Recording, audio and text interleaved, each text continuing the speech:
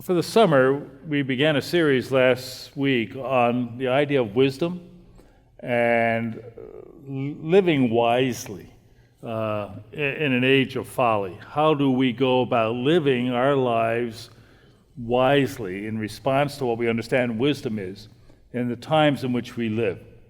I mentioned last week that sometimes it may be a little more cerebral than practical, and that certainly might be the case this morning.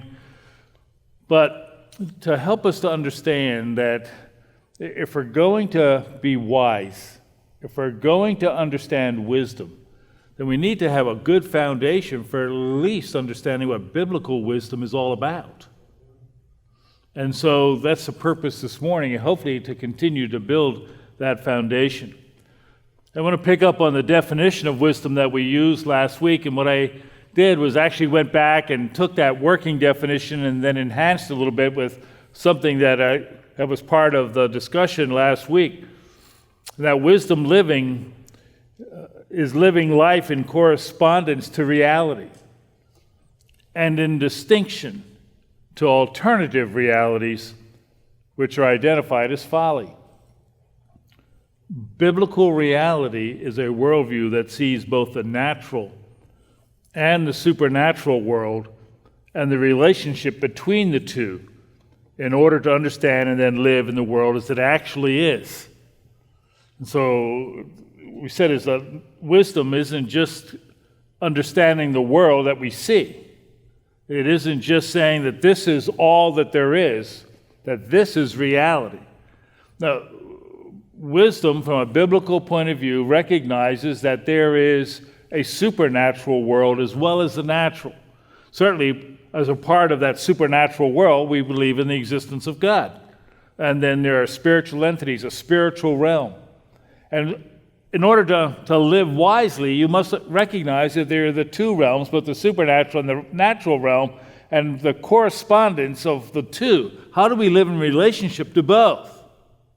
That's what wisdom is, living out the reality of both realms. Folly, on the other hand, is, again, because we're setting up the contrast, either ignores, deconstructs, or denies reality, or then constructs an alternative reality, one of their own making, to alleviate guilt, to pursue natural cravings or actions that result, biblically, they will result in calamity, empty fulfillment, despair, and ultimately, there's no accountability. There's no one to answer to. And last week, as we opened and talked about the source of wisdom, obviously we approach this from a biblical Christian worldview. So we come back in a couple of weeks and say, well, why this and not another? So our presupposition for our purposes this morning begins with a Christian biblical worldview. Thus, the reality of wisdom must include the God who is the source of wisdom. If we're looking into the Scriptures, what the Scripture says, then we would say that the source of wisdom must be the God who is objective, who is certainly supernatural in the spiritual realm, but who brought the natural realm into being. Two of the verses or passages that we used last week, I want to pick up again this morning, and then we'll talk about one in particular a little later, and then add two more. Proverbs chapter 2, verses 5 and 6. Then you will discern the fear of the Lord and discover the knowledge of God. For the Lord gives wisdom, and from his mouth come knowledge and understanding. And then Proverbs 9:10, the fear of the Lord is the beginning of wisdom, and the knowledge of the Holy One is understanding. Last week we talked about parallel structures in Hebrew poetry, and so fear of the Lord is the beginning of wisdom, one statement, the parallel, almost synonymous statement, the knowledge of the Holy One is understanding. So fear and knowledge would be in your understanding, and wisdom would be the other parallel. But at least let's address this idea of the fear of the Lord, because There are different ideas about what that is.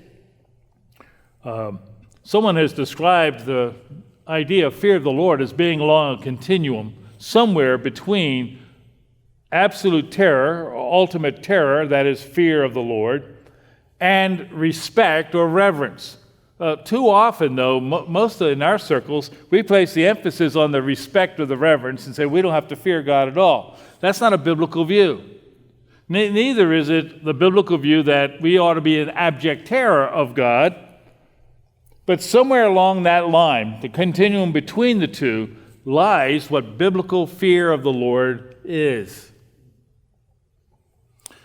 And then Romans chapter 16, we just finished Romans recently, and as Paul wraps up his epistle, his letter, he includes a benediction that includes tremendous, like a doxology, a word of praise. He says, to him, and that's really to God, who is able to establish or strengthen you according to my gospel and the preaching of Jesus Christ, according to the revelation of the mystery which has been kept secret for long ages past, but now is manifested.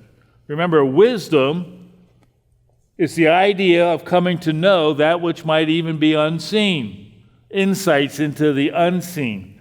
And so even Paul picks up on that idea of wisdom and says, look, there is a mystery, the revelation of the mystery, which has been for a long time kept secret, now is being made known or manifest.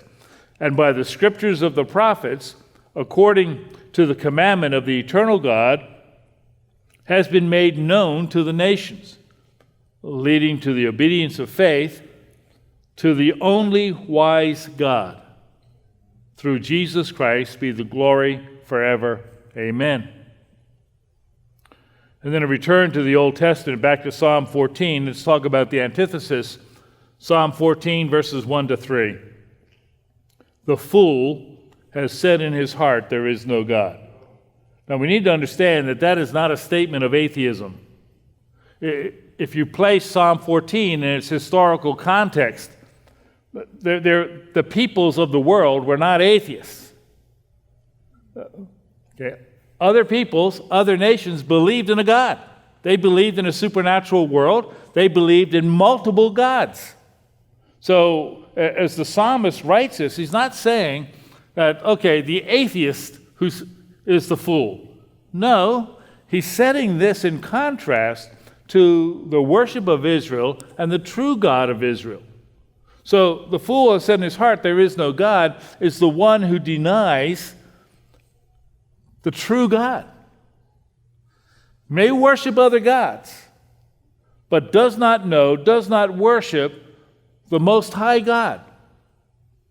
And so the fool says in his heart, the real God, I don't know and doesn't exist. They're corrupt. They've committed abominable deeds. There's no one who does good. The Lord has looked down from heaven upon the sons of men to see if there are any who understand, who seek after God. They've all turned aside. Together they have become corrupt. There's no one who does good, not even one. Again, similar words actually quoted in the book of Romans, Romans chapter 1. And so from these passages, even these four, we could certainly look at multiple others. There are some descriptions, attributes, characteristics of this real God that we want to make note of. There are 7 that I've listed here. First is He's eternal. He is eternal. That He's not bound by time. He's atemporal. He is infinite. He is not limited by space. And He's immutable. He doesn't change. So His eternality impacts other of His attributes in that time does not impact Him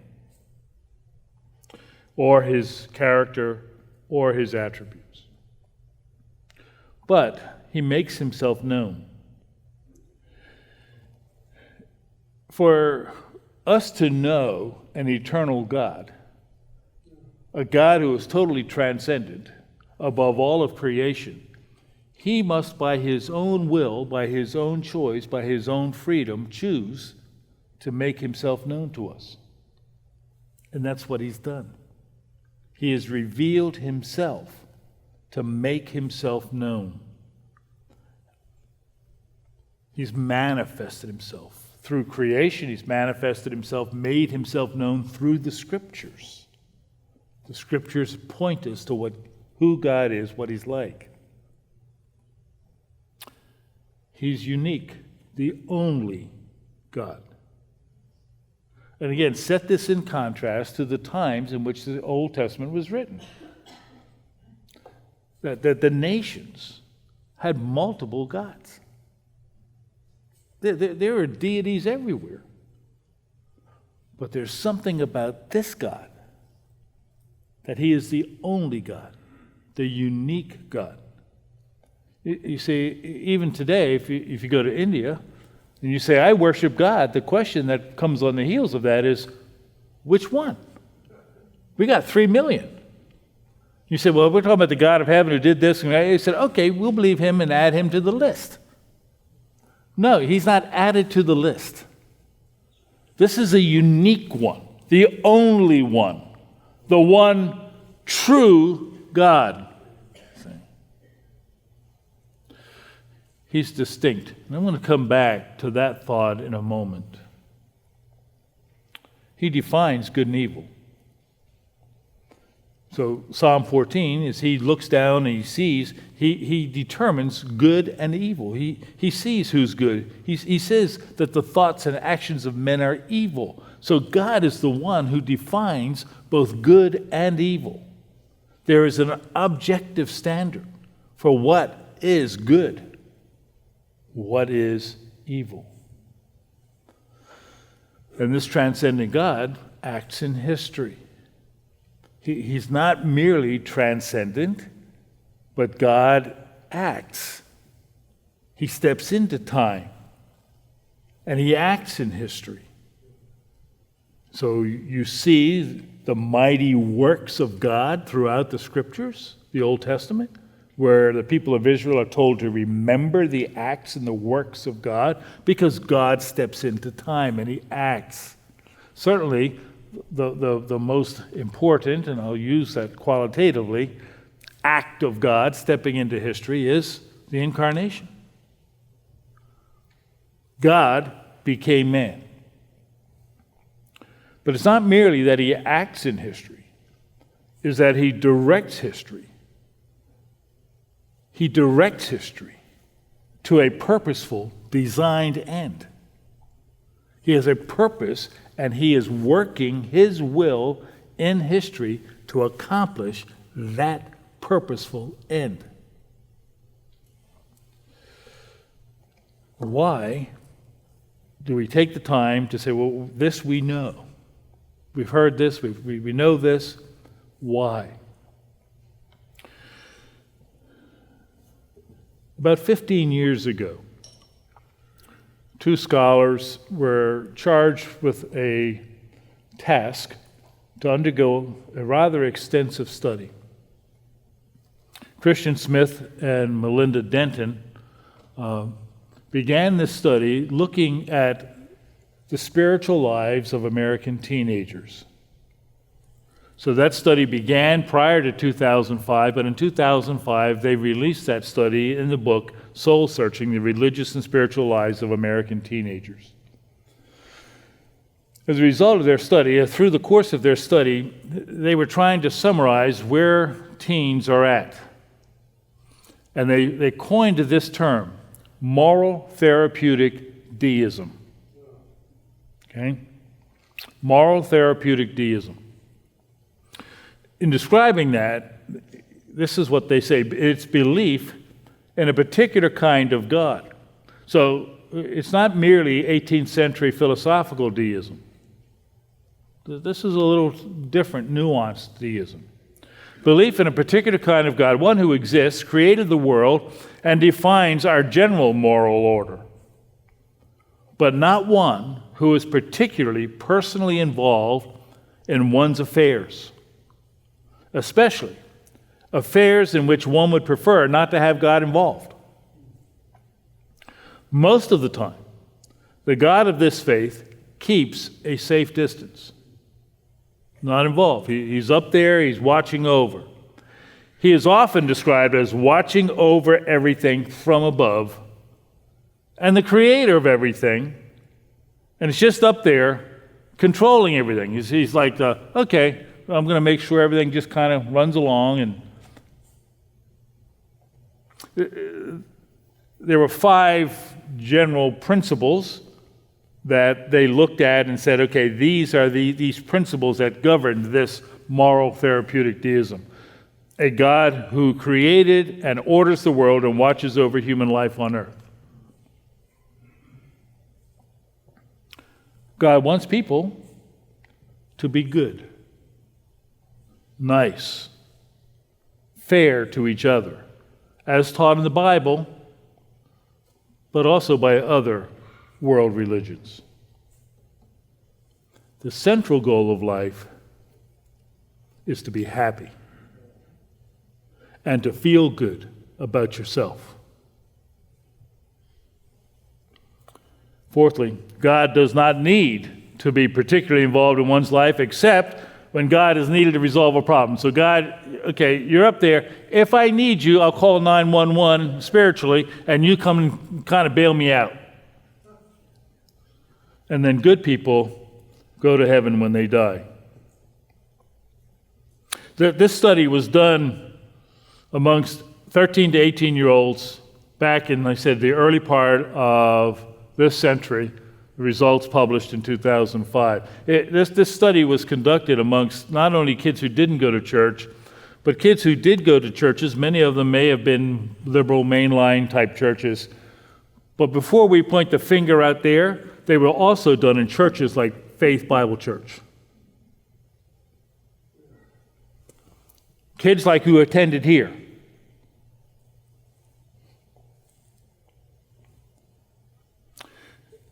Their conclusion as they did some of this analysis was it wasn't merely because of what the churches taught, but they also discovered was a major factor, that was these teenagers had not had any significant spiritual conversations with their parents.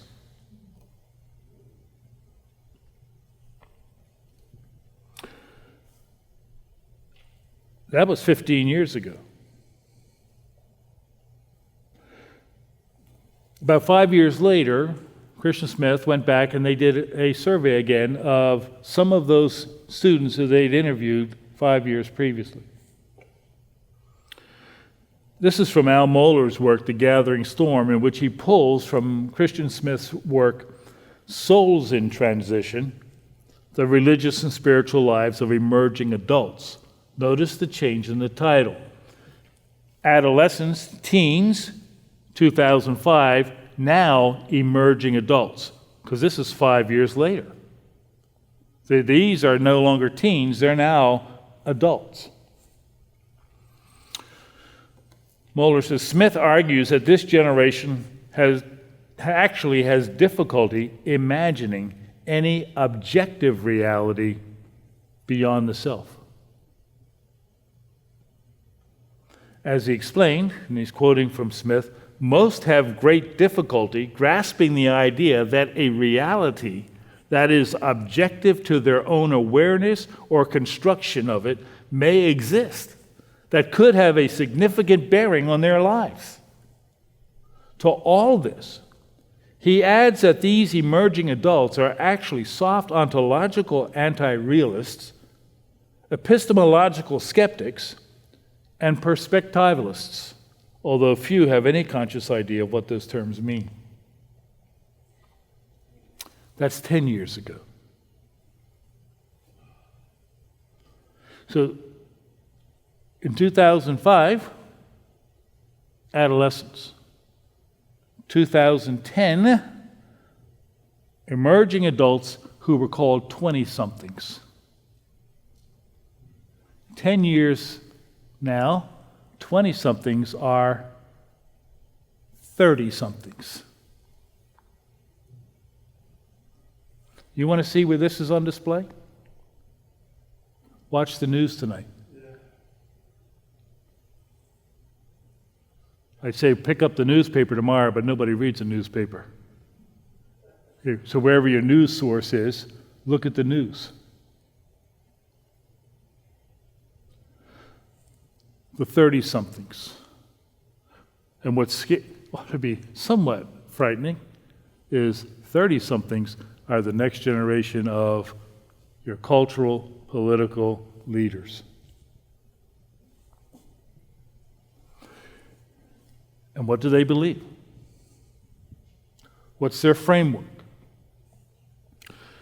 If you were to take moral therapeutic deism as it's unfolded, what you find is a modern-day version of proverbial folly.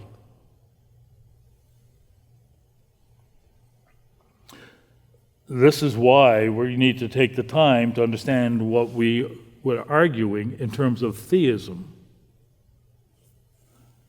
Biblical wisdom, its source is a God not like this.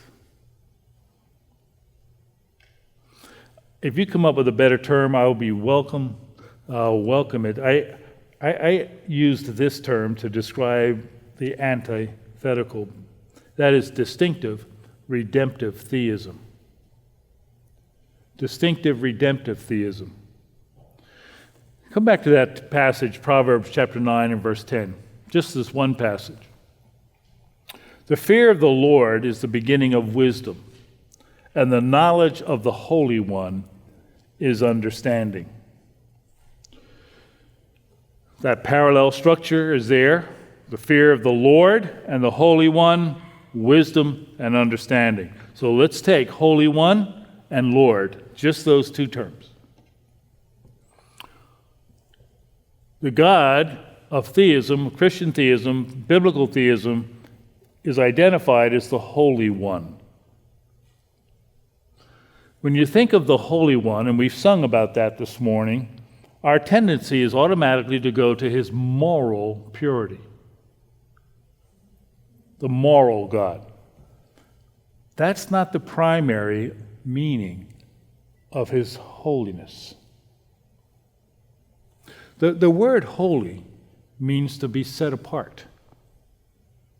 Sometimes in the New Testament, we'll see the word sanctified.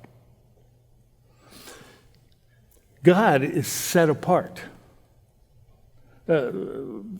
cut out from all the others. And so over and over again, you see this term, the Holy One of Israel, defining God as being distinct from all the others. He's not like the other gods. There's no one like him. He's distinctive. Holiness then becomes this controlling idea of the nature of God, and sometimes even to the ethic of God. So where many might think that the controlling ethical idea and controlling attribute of God is his love, they're mistaken. You don't find Isaiah, for example, saying, love, love, love. What you find him saying is, holy, holy, holy. Because even holiness qualifies love. God's love is a holy love. It's a love that is distinct from the way the world views what love is. From any construct of love, God's love is distinct from that. In fact, the way God manifested or displayed that love in the person of Christ is considered by the world to be what? Foolishness.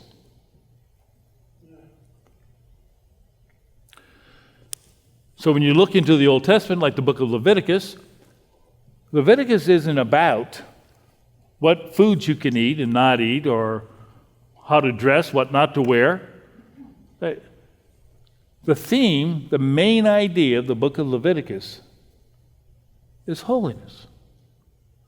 Be holy, for I am holy, is what he tells them.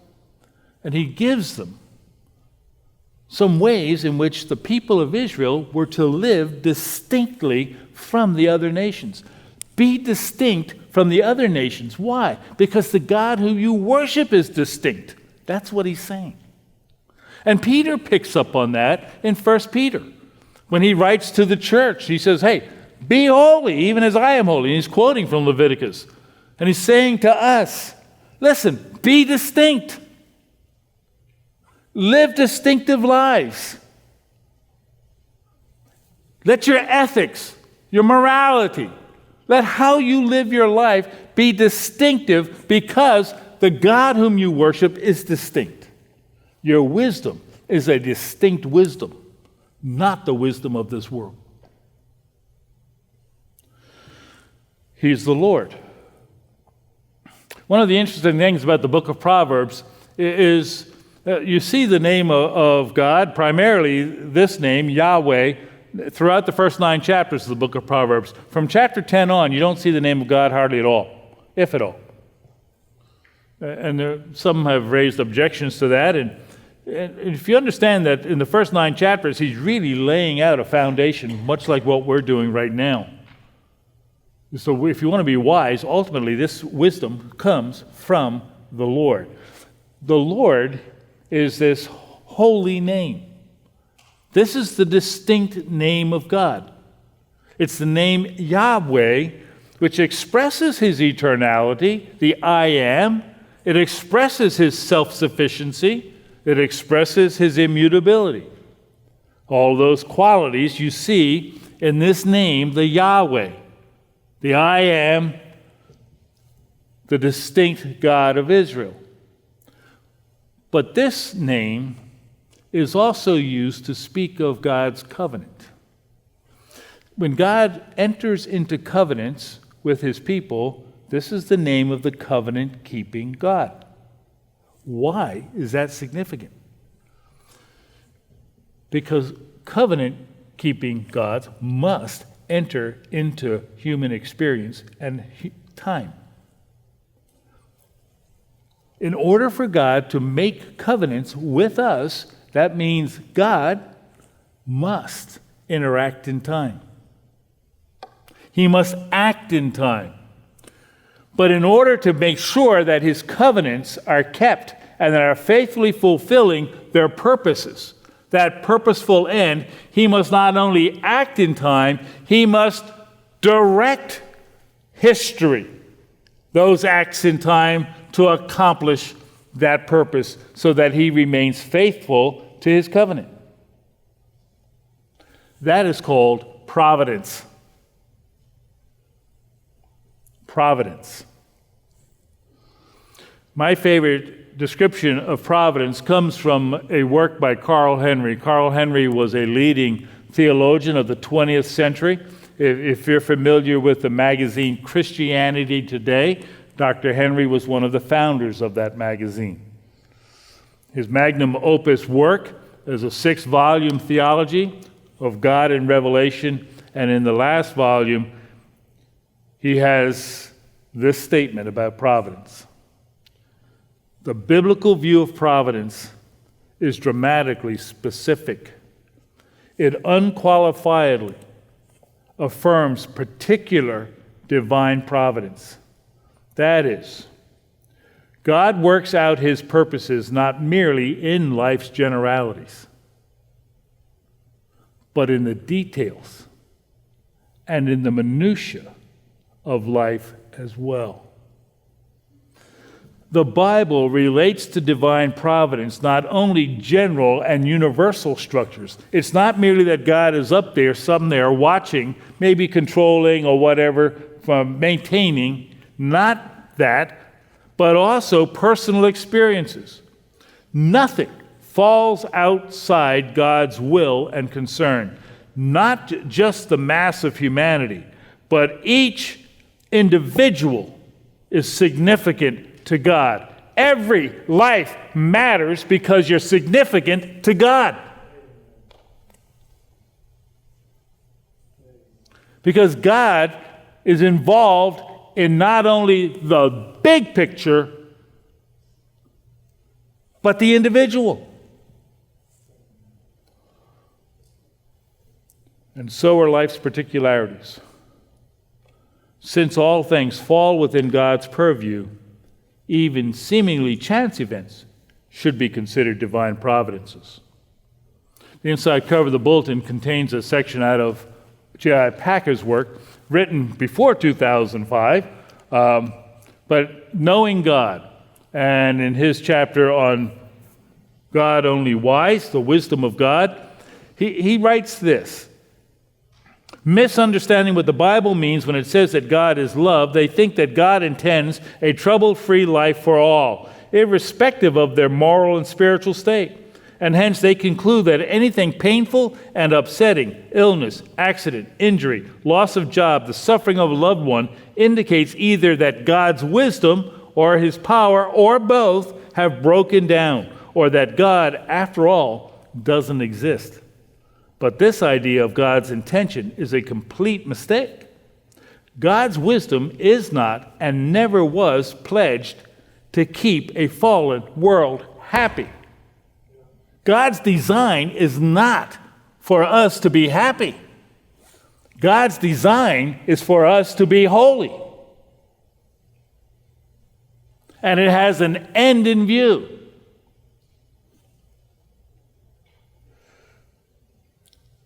Or to make ungodliness comfortable. Not even to Christians has he promised a trouble-free life. Rather, the reverse. He has other ends in view for life in this world than simply to make it easy for everyone. His end in view is holiness, distinction.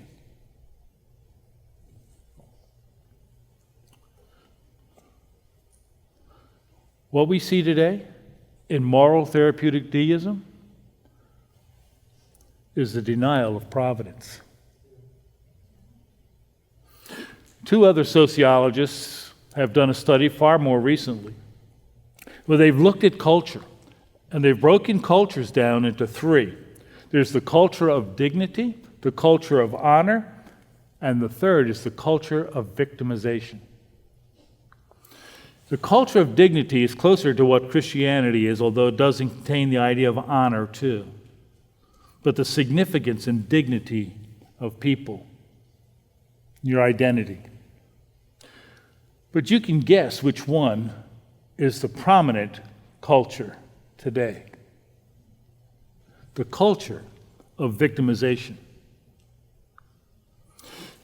That acts of other people, societies, cultures have determined and made me a victim. I'm a victim of those circumstances that gives me identity.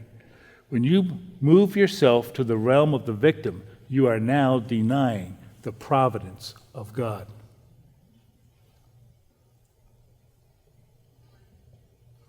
God isn't the one who's moving history and working through history, both the good and the not so good, to accomplish a purpose that he has ordained. That's true in the general, and that's true in our lives individually, in the particulars. When I merely identify myself as a victim, then I am denying the wisdom of God.